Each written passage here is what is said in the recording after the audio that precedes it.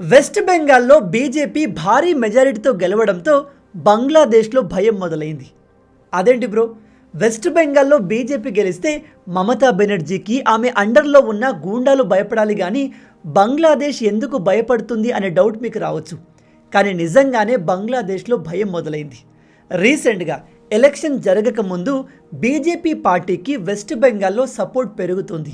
BJP గెలిచే అవకాశం ఉంది అని తెలిసిన వెంటనే బంగ్లాదేశ్ పార్లమెంట్లోని ఒక ఎంపీ అఖ్తర్ హుసేన్ ఏమని చెప్పాడో తెలుసా?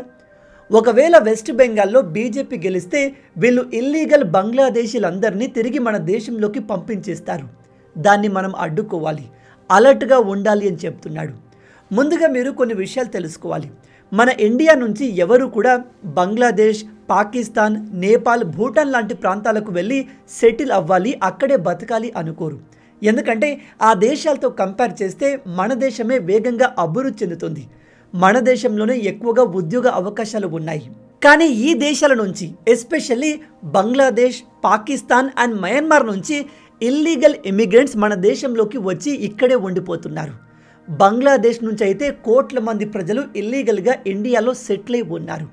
ఇప్పుడు మీలో కొంతమంది జాలి గుండె కలిగిన వాళ్ళు, బ్రదర్ వాళ్ళు ఇక్కడికి వచ్చి పని చేసుకొని బతికితే ప్రాబ్లం ఏముంది, పాపం వాళ్ళకు అక్కడ అవకాశాలు లేవు కాబట్టి ఇక్కడికి వస్తున్నారు అనుకుంటారు. కానీ ఎవరైనా సరే మన ఇండియాకు లీగల్గా వచ్చి ఇక్కడ సెటిల్ అవ్వచ్చు, వాళ్ళను మన భారత ప్రభుత్వం ఆపదు. కానీ ఇల్లీగల్గా వచ్చే వాళ్ళు మన ఇండియాలో ఏం చేస్తారో తెలుసా? క్రైమ్స్ ఎక్కువగా చేస్తున్నారు. మన దేశంలో జరిగే 60% క్రైమ్స్ అన్నీ ఇల్లీగల్ బంగ్లాదేశీలు, పాకిస్తాన్ వాళ్ళే చేస్తున్నారు.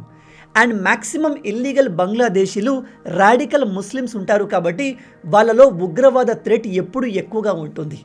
ఇప్పుడు మీకు డౌట్ రావచ్చు, మరి ఇన్ని రోజులు భయపడని బంగ్లాదేశ్ ఇప్పుడు సడన్గా ఎందుకు భయపడుతుంది అని. ఎందుకంటే ఈ మమతా బెనర్జీ తాను పవర్లో ఉండేందుకు ఈ బంగ్లాదేశ్ నుంచి వచ్చే ఇల్లీగల్ ఇమిగ్రెంట్స్ని యూజ్ చేసుకునేది. బంగ్లాదేశ్ నుంచి కోట్ల మంది ఇల్లీగల్స్ వచ్చి వెస్ట్ బెంగాల్లో సెటిల్ అయ్యారు. వాళ్ళని లీగల్గా మమతా బెనర్జీ తిరిగి వాళ్ళ దేశానికి తరిమేయాలి. కానీ ఈమె కకృతి ఏమిటంటే వీళ్లకు ఇక్కడ ఫేక్ ఆధార్ కార్డులు, ఓటర్ ఐడి కార్డులు ఇస్తే వాళ్ళు ఈమెకే ఓటు వేస్తారు, దాంతో లైఫ్ లాంగ్ పవర్లో ఉండొచ్చు అనుకుంది. కానీ ఈమె కన్నింగ్ గేమ్ మొత్తాన్ని వెస్ట్ బెంగాల్ ప్రజలు చాలా క్లియర్గా అర్థం చేసుకున్నారు. అందుకే ఈసారి భారీ మెజారిటీతో బీజేపీని గెలిపించారు. బీజేపీ చాలా క్లియర్గా తాము పవర్లోకి వస్తే ఈ ఇల్లీగల్ ఇమిగ్రెంట్స్ అందరినీ తరిమేస్తాము అని చెప్పింది. వెస్ట్ బెంగాల్తో పాటు అస్సాంలో కూడా హిమంత బిశ్వ శర్మ ఆ రాష్ట్రంలో సెటిల్ అయిన కోట్ల మంది ఇల్లీగల్ బంగ్లాదేశీలను తరిమేస్తాను అని చెప్పడంతోనే భారీ మెజారిటీతో గెలిచాడు. ఒకవైపు అస్సాం, ఇంకోవైపు వెస్ట్ బెంగాల్, ఈ రాష్ట్రాల్లోనే ఎక్కువగా ఇల్లీగల్ ఇమిగ్రెంట్స్ సెటిల్ అయ్యారు. ఇప్పుడు ఈ రాష్ట్రాల్లో బీజేపీ పవర్లోకి వచ్చింది కాబట్టి వీళ్ళందరినీ తిరిగి తరిమేయబోతుంది.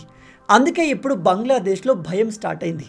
వాళ్ళ దేశం నుంచి మన దేశంలోకి ఇల్లీగల్గా వచ్చిన కోట్ల మందిని మనం ఒకేసారి తిరిగి పంపిస్తే అది వాళ్ళ దేశ ఎకానమీని ఇంపాక్ట్ చేస్తుంది. అండ్ విచిత్రమైన విషయం ఏమిటంటే ఈ చిల్లర దేశం తమ సొంత ప్రజల్ని తిరిగి తీసుకోవడానికి ఒప్పుకోవట్లేదు. వాళ్ళ చెత్తను వాళ్ళే తీసుకున్నప్పుడు మనం ఎందుకు వీళ్ళను భరించాలి? అండ్ మ్యాక్సిమం ఈ ఇల్లీగల్ ఇమిగ్రెంట్స్ క్రిమినల్సే ఉంటారు. వీళ్ళు మెల్లమెల్లగా మన దేశ సెక్యూరిటీకి ప్రమాదంగా మారుతున్నారు. మీ అందరికీ తెలుసు, బంగ్లాదేశ్తో మన ఇండియాకు దాదాపు 4000 కిలోమీటర్ల బార్డర్ ఉంది. మీరు నమ్మరు, వెస్ట్ బెంగాల్ బార్డర్ ఏరియాలో ఉన్న అన్ని విలేజెస్లో ముస్లిం పాపులేషన్ విపరీతంగా పెరుగుతుంది. వీళ్ళంతా కూడా బంగ్లాదేశ్ నుంచి వచ్చిన ఇల్లీగల్ ఇమిగ్రెంట్సే.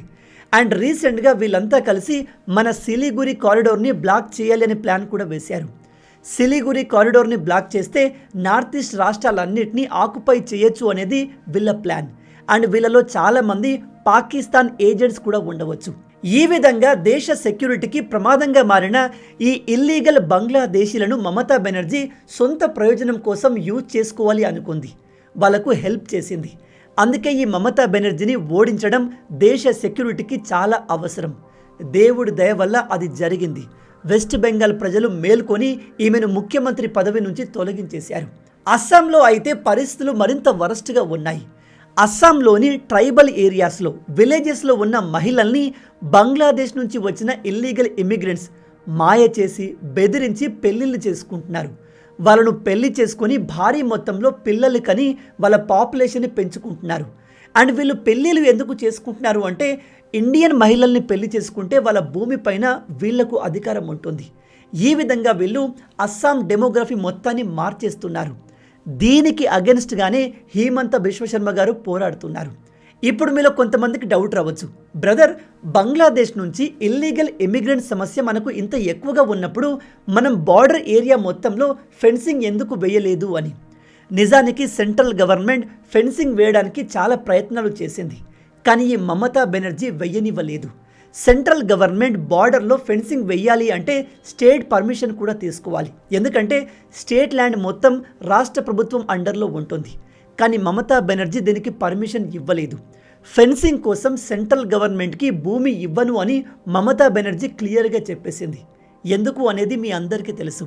ఈమె కారణంగానే చాలా ప్రాంతాల్లో ఫెన్సింగ్ వేయడం ఆగిపోయింది. ఇప్పుడు ఈమె లేదు కాబట్టి ఖచ్చితంగా బీజేపీ గవర్నమెంట్ ఇల్లీగల్ బంగ్లాదేశీలు మన దేశంలోకి రాకుండా భారీ ఫెన్సింగ్ని వేయబోతున్నారు. అయితే ఇక్కడ ఇంకో సమస్య ఉంది. మన ఇండియా బంగ్లాదేశ్ బార్డర్ అన్ని ఏరియాలో ల్యాండ్ లేదు. దాదాపు 30% రివర్స్ బార్డర్గా ఉన్నాయి. అయితే ఈ ఇల్లీగల్స్ ఆ రివర్స్ దాటి చాలా ఈజీగా ఇండియాలోకి వచ్చేస్తున్నారు. అందుకే రీసెంట్గా అమిత్ షా గారు ఈ రివర్స్లో మొసళ్లను పాములను వేస్తే వాళ్ళు భయపడి రారు అనే ఐడియాను ప్రపోజ్ చేశారు. నిజానికి ఈ ఐడియా ట్రంప్ది. మెక్సికో బార్డర్లో ట్రంప్ ఇలా చేద్దాము అనుకున్నాడు, కానీ ఈ ఐడియా అంత ప్రాక్టికల్ కాకపోవచ్చు. అందుకే సెంట్రల్ గవర్నమెంట్ దీనిపైన ఇంకా ఫర్దర్గా ప్రొసీడ్ అవ్వలేదు. అలాగే ప్రజెంట్ బంగ్లాదేశ్ నుంచి వస్తున్న రియాక్షన్ చూస్తుంటే వీళ్ళు తమ సొంత ప్రజల్ని ఇల్లీగల్ ఇమిగ్రెంట్స్ని తిరిగి తమ దేశంలోకి తీసుకునేలా కనిపించట్లేదు. ఎందుకంటే జస్ట్ కొన్ని రోజుల క్రితం అస్సాం ముఖ్యమంత్రి హిమంత బిశ్వశర్మ గారు ఇదిగో ఈ ట్వీట్ చేశారు. ఇందులో ఆయన చెప్పింది ఏమిటంటే, మేము దాదాపు 20 మంది ఇల్లీగల్ బంగ్లాదేశీలను పట్టుకొని వాళ్ళను తిరిగి వాళ్ళ దేశంలోకి తరిమేశాము. వీళ్లకు మనం సాఫ్ట్గా చెప్తే అర్థం కాదు, వాళ్ళ భాషలోనే తిరిగి తరిమేయాలి అన్నట్టుగా మాట్లాడారు. దానికి బంగ్లాదేశ్ చాలా ఓవర్గా రియాక్ట్ అయింది. బంగ్లాదేశ్ ప్రభుత్వం మన భారత ఎన్వాయ్ని పిలిచి మీ దేశంలోని ఒక ముఖ్యమంత్రి ఈ విధంగా మాట్లాడుతున్నాడు, ఇది కరెక్ట్ కాదు, ఇలా మాట్లాడితే మీ దేశంతో మా రిలేషన్స్ దెబ్బతింటాయంటూ వార్నింగ్ ఇచ్చే ప్రయత్నం చేసింది. కానీ మీరు క్లియర్గా గమనిస్తే ఇక్కడ బంగ్లాదేశ్ ఎందుకో ఓవర్గా రియాక్ట్ అవుతుంది. హిమంత బిశ్వశర్మ గారు చెప్పింది అబద్ధమేమీ కాదు, కానీ ఈయన మాట్లాడిన మాటలు వీళ్లకు అవమానకరంగా అనిపించాయి. హిమంత బిశ్వశర్మ గారు ఊరికే ట్వీట్ పెట్టకుండా వాళ్ళు పట్టుకున్న 20 మంది బంగ్లాదేశీ ఇల్లీగల్ ఇమిగ్రెంట్ ఫోటోను కూడా ఇంటర్నెట్లో అప్లోడ్ చేశాడు. ఆ అవమానాన్ని తట్టుకోలేక వీళ్ళు ఓవర్గా రియాక్ట్ అయ్యారు. ఇక్కడ ప్రాబ్లం ఏమిటంటే బంగ్లాదేశ్ ప్రభుత్వం తమ దేశం నుంచి ప్రజలు ఇల్లీగల్గా ఇండియాకు వెళ్తారు అనే విషయాన్ని ఒప్పుకోవట్లేదు. వాళ్ళకు తెలుసు ఇప్పటి వరకు కోట్ల మంది ఇండియాకు ఇల్లీగల్గా వెళ్ళారు అని, కానీ వాళ్ళు దాన్ని అఫీషియల్గా అగ్రి చేయట్లేదు. అలా చేస్తే వీళ్ళది ఒక చిల్లర దేశమని ప్రపంచానికి తెలుస్తుంది. ఈవెన్ షేక్ హసీనా పవర్లో ఉన్నప్పుడు కూడా ప్రజలు బంగ్లాదేశ్ నుంచి ఇండియాకు వచ్చేవారు. ఆ సమయంలో ఆమెని ఇల్లీగల్ ఇమిగ్రెంట్స్ గురించి అడిగితే అలాంటిదేమీ జరగట్లేదు, మా బంగ్లాదేశ్ చాలా గొప్ప దేశం, మా దేశం వేగంగా అభివృద్ధి చెందుతుంది, అలాంటి దేశాన్ని వదిలి ఎవరు వెళ్ళాలి అనుకుంటారు అంటూ ఈమె సమాధానం ఇచ్చింది. అండ్ మన భారత ప్రభుత్వం కూడా ఈ ఇల్లీగల్ ఇమ్మిగ్రెంట్ ఇష్యూని మొదటి నుంచి సీరియస్గా అడ్రస్ చేయలేదు. బంగ్లాదేశ్ నుంచి ఇల్లీగల్ ఇమ్మిగ్రెంట్ సమస్య మనకు 1971 నుంచే స్టార్ట్ అయింది. అమెరికన్ జర్నలిస్టులు 1997లోనే దీనిపైన రిపోర్ట్ని పబ్లిష్ చేశారు. ఆ రిపోర్ట్ ప్రకారం అంటే 1997లో దాదాపు 1 కోటి మంది ఇల్లీగల్ ఇమ్మిగ్రెంట్స్ మన దేశంలో ఉండేవారు. 2014 వచ్చేసరికి ఆ సంఖ్య 1.2 crore చేరింది. 2016లో 2 కోట్ల మంది ఇల్లీగల్ బంగ్లాదేశీలు మన ఇండియాలో ఉన్నారు అంటూ రిపోర్ట్స్ వచ్చాయి. 2016లోనే 2 కోట్లు అంటే ఇప్పుడు 2026 నడుస్తుంది. వీళ్ళ పాపులేషన్ మినిమం 4 నుంచి 5 కోట్లు పెరిగి ఉంటుంది. 4 కోట్లు అంటే అది చాలా దేశాల జనాభా కంటే ఎక్కువ. మీ అందరికీ ఫిన్లాండ్ దేశం తెలిసే ఉంటుంది. ఆ దేశం యొక్క మొత్తం పాపులేషన్ కేవలం 1 కోటి మంది మాత్రమే. దీనికి 4 రెట్లు ఇల్లీగల్ ఇమిగ్రెంట్స్ మన దేశంలో ఉన్నారు. వీళ్ళు మన దేశంలో ఉంటూ క్రైమ్ చేయడంతో పాటు మన సంపదను తినేస్తున్నారు, మన ఉద్యోగాల్ని లాగేసుకుంటున్నారు. ఏ దేశానికైనా లిమిటెడ్ రీసోర్స్ ఉంటాయి, అవి ఆ దేశ ప్రజలే ఉపయోగిస్తే బాగుంటుంది. అంతేకాని బయట దేశం నుంచి కోట్ల మంది ఇల్లీగల్స్ వచ్చి మన సంపదను తింటే ఎలా ఉంటుంది? ఇప్పుడు మన పర్మిషన్ లేకుండా మన పక్కింటి వాళ్ళు మన ఇంట్లోకి వచ్చి మన సరుకుల్ని వాడుతుంటే మీకు ఎలా అనిపిస్తుంది? సేమ్ అదే సిచ్యువేషన్లో మన ఇండియా ఉంది. అయితే ఈ ఇల్లీగల్ ఇమిగ్రెంట్ల సమస్య కేవలం మన ఇండియాకే కాదు, చాలా దేశాలకు ఉంది. ఉదాహరణకి అమెరికాలో ప్రజెంట్ దాదాపు 11 మిలియన్స్ అంటే 1,10,00,000 మంది ఇల్లీగల్ ఇమిగ్రెంట్స్ ఉన్నారు. ట్రంప్ తన పొలిటికల్ క్యాంపెయిన్లో ఈ ఇల్లీగల్స్ అందరినీ వాళ్ళ దేశాలకి తరిమి కొడతాను అని చెప్పే పవర్లోకి వచ్చాడు. అండ్ ఇతను పవర్లోకి వచ్చి దాదాపు సంవత్సరంన్నర అవుతుంది. ఇప్పటికే ఇతను 5 లక్షల మందిని తిరిగి వాళ్ళ దేశానికి తరిమేశాడు. ఈ ఇల్లీగల్ ఇమిగ్రెంట్స్ని ఐడెంటిఫై చేసి వాళ్ళను పట్టుకొని తిరిగి వాళ్ళ దేశాలకు పంపడం కూడా చాలా ఖర్చుతో కూడింది. అమెరికా దాదాపు 300 నుంచి 600 బిలియన్ డాలర్ల బడ్జెట్ని ఈ ఇల్లీగల్ ఇమిగ్రెంట్స్ని తమ దేశం నుంచి తరమడానికి కేటాయించింది. కానీ మన ఇండియా ఇలాంటి అగ్రెసివ్ స్టెప్ని తీసుకోవట్లేదు. అట్లీస్ట్ ఇప్పుడు బీజేపీ అయినా ఇలాంటి స్టెప్ తీసుకుంటే బాగుంటుంది. ఈ ఇల్లీగల్ ఇమిగ్రెంట్స్ మన దేశాన్ని నాశనం చేస్తున్నారు. మీకు గుర్తుందా, సెంట్రల్ గవర్నమెంట్ సిఏఏ, ఎన్ఆర్సీ చట్టాలను తీసుకువచ్చే ప్రయత్నం చేసినప్పుడు వెస్ట్ బెంగాల్లో భారీగా గొడవలు జరిగాయి, ప్రొటెస్టులు జరిగాయి. వాటిని చేసింది భారతీయ ముస్లింలను మీరు అనుకుంటున్నారా? నో, వాళ్ళంతా కూడా ఇల్లీగల్ బంగ్లాదేశీలు. ఎలాగో వాళ్ళ దగ్గర తాము ఇండియన్స్ అని ప్రూవ్ చేసే పేపర్స్ ఉండవు. అందుకే వీళ్ళు మన భారత ప్రభుత్వం తీసుకువచ్చిన చట్టాలని వెనక్కి తీసుకునేలాగా మన ప్రభుత్వాన్ని బ్లాక్మెయిల్ చేయగలిగారు. అండ్ మమతా బెనర్జీ లాంటి స్వార్థ రాజకీయ నాయకులు వీళ్ళకు సపోర్ట్ చేశారు. ఇక్కడ మనం వర్రీ అవ్వాల్సిన విషయం ఏమిటంటే, ఈ ఇల్లీగల్ ఇమిగ్రెంట్స్ కేవలం వెస్ట్ బెంగాల్లోనే కాదు, దేశవ్యాప్తంగా స్ప్రెడ్ అయ్యారు. ఈవెన్ మన హైదరాబాద్లో కూడా చాలా ప్రాంతాల్లో ఇల్లీగల్ బంగ్లాదేశీలు, రోహింగ్యాలు ఉన్నారు. ఇలా చెప్పడానికి నాకు చాలా బాధగా ఉంది. బట్ మన తెలుగు రాజకీయ నాయకులు కొంతమంది వీళ్ళను ఐడెంటిఫై చేసి ఓటు బ్యాంకుగా వాడుకునే ప్రయత్నం చేస్తున్నారు. అంటే మమతా బెనర్జీ లాగా ప్లాన్ చేస్తున్నారు. దీని గురించి ఆల్రెడీ న్యూస్లో అనేక సార్లు వచ్చింది. అందుకే మనం ఇప్పుడు రియాక్ట్ కాకపోతే పరిస్థితులు చాలా వరస్ట్గా మారుతాయి. మొత్తంగా బంగ్లాదేశ్ ఇప్పుడు తమ సొంత ప్రజల్ని తిరిగి తీసుకునేందుకు రెడీగా లేదు. వీళ్ళు తమ సొంత ప్రజల్నే తీసుకున్నప్పుడు మనం ఎందుకు వీళ్ళను భరించాలి? రీసెంట్గా బంగ్లాదేశ్ హోమ్ మినిస్టర్, ఇప్పుడు బీజేపీ గెలిచింది కాబట్టి వాళ్ళు ఇల్లీగల్ ఇమిగ్రెంట్స్ని తిరిగి మా దేశంలోకి పంపరు అని ఆశిస్తున్నాను అని చెప్పాడు.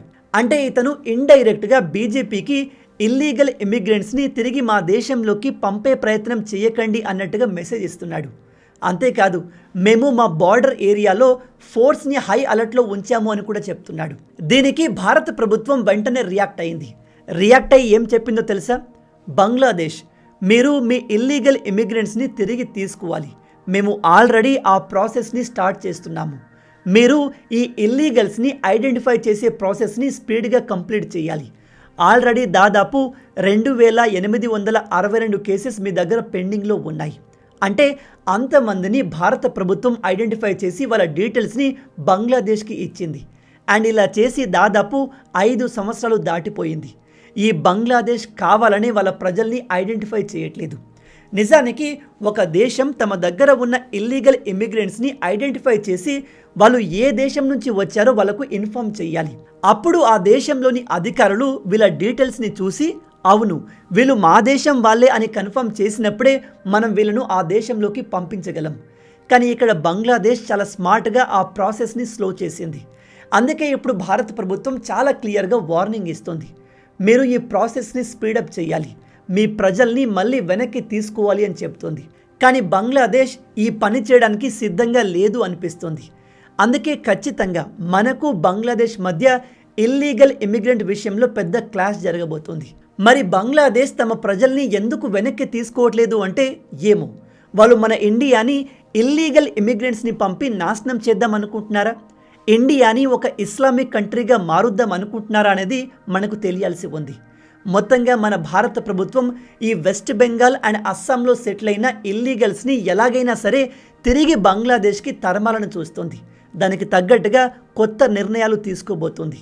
కానీ ముందుగా మన భారత ప్రభుత్వం ఈ బంగ్లాదేశ్ బార్డర్ ఏరియాలో కట్టుదిట్టమైన సెక్యూరిటీ అండ్ ఫెన్సింగ్ని ఏర్పాటు చేయాలి. అప్పుడే బంగ్లాదేశ్లో ఉన్న చెత్త మన ఇండియాకు రాకుండా ఉంటుంది. దీంతోపాటు మన ఇండియా ఇంకా ఏం చేస్తే ఈ ఇల్లీగల్ ఇమిగ్రెంట్ సమస్య సాల్వ్ అవుతుంది? బీజేపీ ప్రభుత్వం ఇంకా ఎటువంటి యాక్షన్ తీసుకుంటే బాగుంటుంది? మీ ఆలోచనల్ని కింద కామెంట్లో చెప్పండి. ఈ వీడియో మీకు నచ్చింది అనుకుంటున్నాను. నచ్చితే అలా ఊరికే చూసి వెళ్ళిపోకుండా వీడియోని లైక్ చేయండి. రాబోయే వీడియోలో ఇంకో ఇంట్రెస్టింగ్ టాపిక్తో మళ్ళీ కలుద్దాం. అండ్ దెన్ జై హింద్, జై భారత్, భారత్ మాతాకి జై.